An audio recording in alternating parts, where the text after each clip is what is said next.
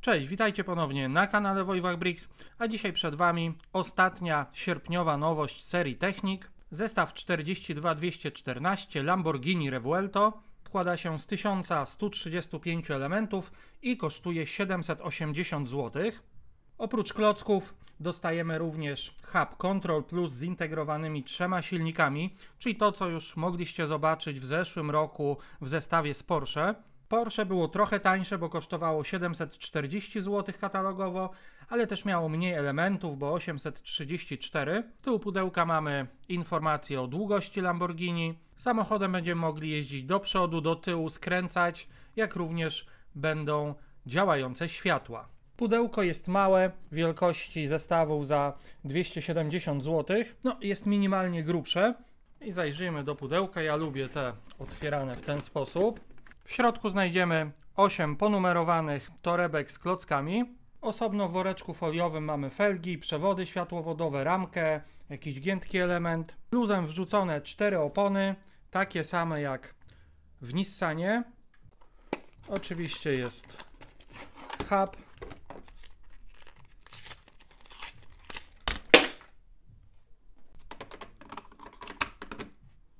No i instrukcja. Jest kod do gry Asphalt Legend. Mnie nie będzie potrzebny, więc go Wam pokazuję. Taki blankiet naklejek. A, jeszcze są dwie transparentne. I zajrzyjmy do instrukcji. Nie mamy żadnego wprowadzenia. Na końcu tylko są zdjęcia Lamborghini tego z klocków oraz prawdziwego. I na końcu wykaz wszystkich elementów. I skończyłem drugi etap budowy. To jest ten moment, kiedy mogę Wam pokazać jedyne mięso technikowe, które tutaj znajdziemy, czyli wyprowadzenie skrętu, przejście do koła zębatego, które jest połączone z odwróconą zębatką. To jest ten moment, kiedy należy sprawdzić te wszystkie skomplikowane mechanizmy i funkcje. Jak widzicie, mamy opcję przetestuj swoją kompilację, więc ją przetestujemy.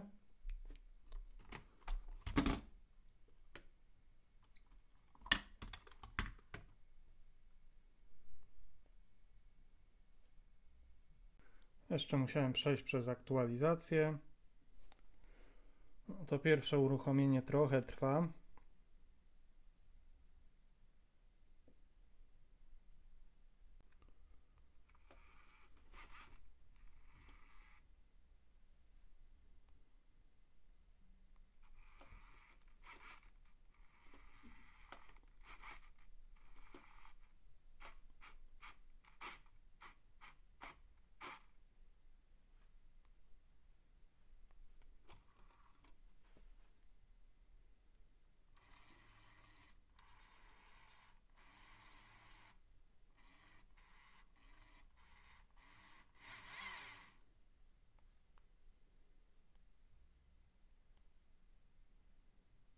Dobra, to sprawdźmy sobie już po odpaleniu aplikacji. Tutaj mamy pierwszą prędkość i drugą prędkość. Wolniej, szybciej. Tu mamy hamulec, bieg wsteczny. Na biegu wstecznym mamy tylko jedną prędkość. No i jeszcze skręt.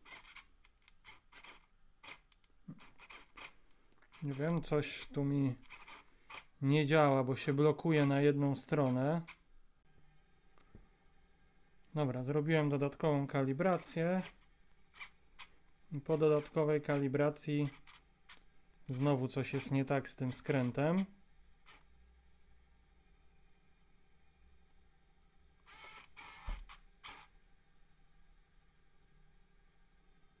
Dobra, jest skalibrowany.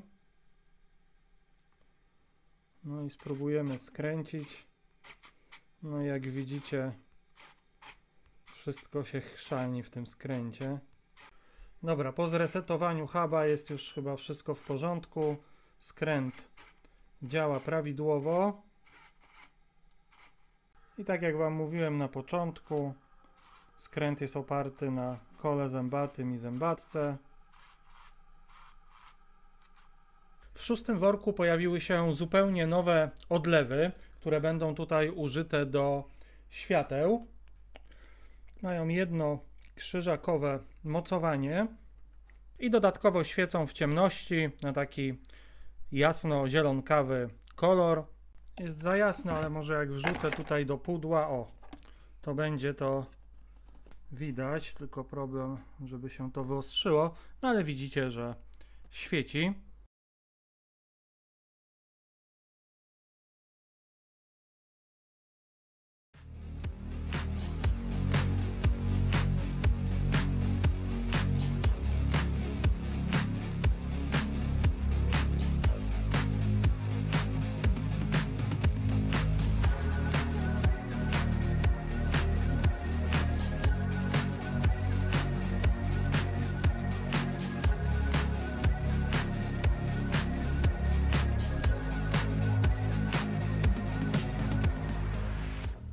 I Lamborghini jest już gotowe. Jeśli chodzi o proces budowy, nudny, banalny, trochę ciekawiej robi się pod koniec, kiedy budujemy drzwi, które i tak się nie otwierają. Tutaj pod względem technik budowy jest odrobinę ciekawiej. Jest to typowa wydmuszka, mamy po prostu hub obudowany karoserią.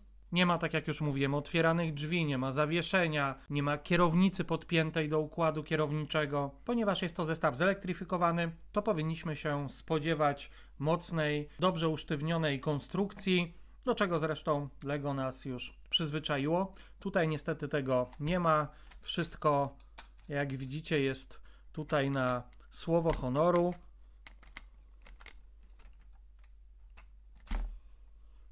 Oprócz karoserii i kierownicy w kabinie nic tutaj nie znajdziemy. Z zintegrowanymi silnikami, który totalnie ogranicza tutaj kreatywność. Jak dla mnie pod względem technikowym kompletnie niepotrzebny zestaw. Nadal uważam, że jedyny sensowny set z Control Plus tej półki cenowej to było Audi. Jeśli chcecie pojazd zdalnie sterowany, to moim zdaniem dużo lepiej sobie kupić tańszego Nissana, gdzie jest sporo mięsa technikowego i można go samodzielnie zelektryfikować. Jeśli chodzi o wygląd, to na żywo prezentuje się nieźle. Oczywiście jak wszystkie modele w tej skali ma za małe koła. Brakuje mi zachowania tutaj tej skośnej linii, która dodaje charakteru, ale już sam tył prezentuje się naprawdę dobrze. Nawet przód nieźle wygląda, co się rzadko zdarza, ale na pewno robotę robią tutaj te nowe elementy. Tylne i przednie oświetlenie wygląda bardzo przyzwoicie. Są jasne, mocne.